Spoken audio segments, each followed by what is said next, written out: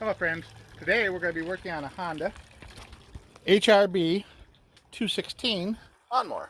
So it has the deluxe blade brake setup where you can leave it running at idle and let go of the handle and it won't stall.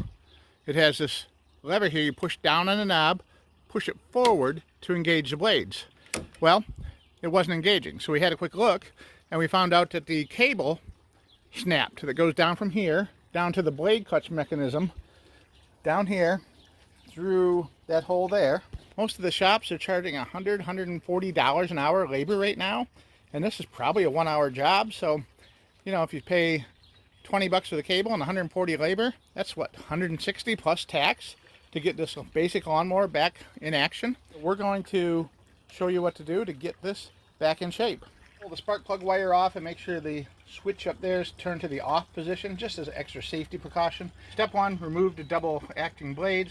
There's a bolt here and a bolt here. Those are 14 millimeter. You may have to put a breaker bar on them, nice long one, and hold the blade steady in your hand while you're pushing down on the breaker bar to pop them loose. Or if you have a big impact gun, that'll pull them right out. Step two, two more bolts here and here, the same size as this here, which I think those were 12s.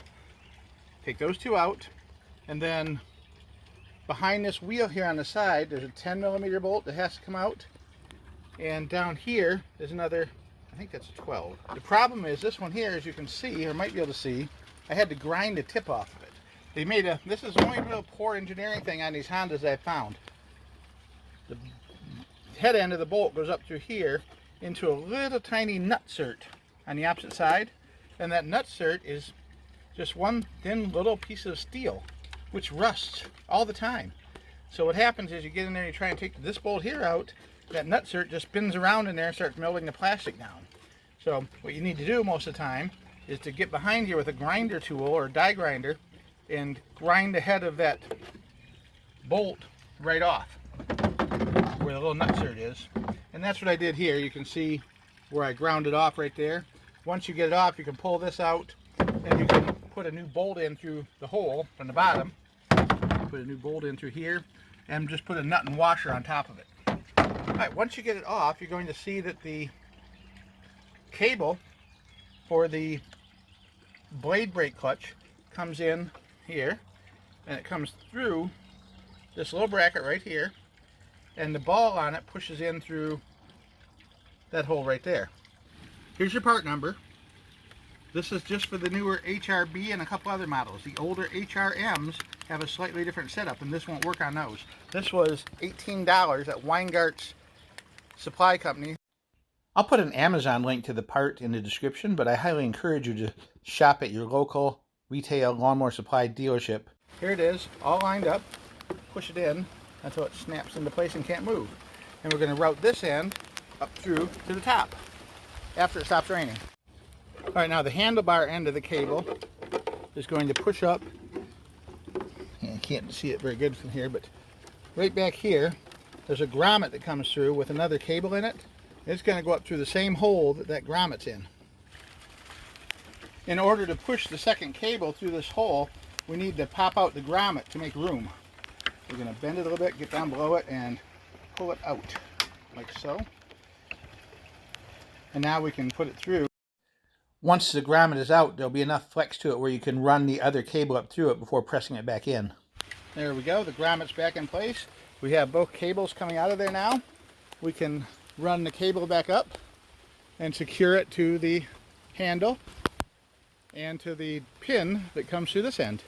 We're going to take the end of the cable and push it after. First we're going to whip this arm forward so we can see what we're doing.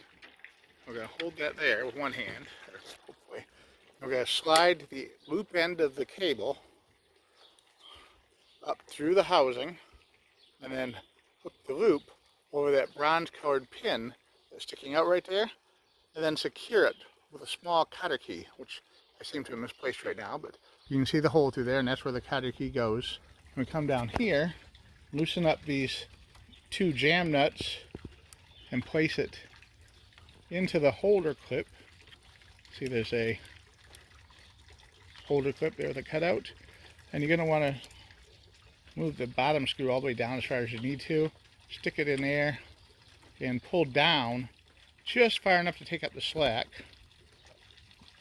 When you get the slack taken off, you can run that screw up by hand, run this one down by hand, then you can tighten them both up with a 10mm wrench. Nice and tight, because you don't want them coming loose and dangling.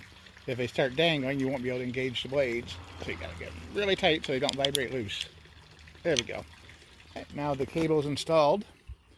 We've hooked up here and to there. We just a little bit of slack here in this. So if we push down on the top and pull forward, there we go. The blades should be engaged now. Now we're gonna go back underneath and install the bottom cover guard, 12mm for the two base ones.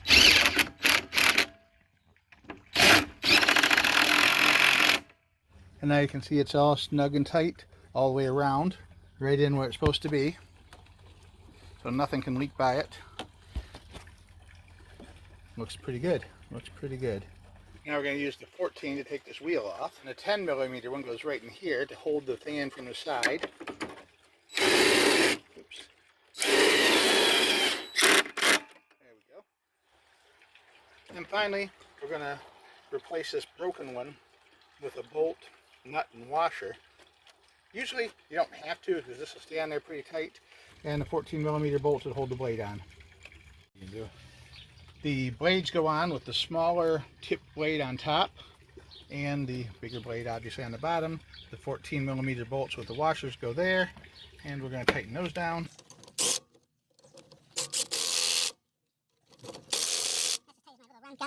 But I will put a breaker bar on there and give them an extra turn with the breaker bar. And there you go, all back together. Make sure you take the air filter cover off and check that. Check to make sure your oil level is properly filled. Also, reconnect your spark plug wire so that you'll be able to start it. Test all your controls. Make sure they all move freely like they're supposed to. And then fire it up and you should be good to go. Thanks for watching. Have a great day and bye for now.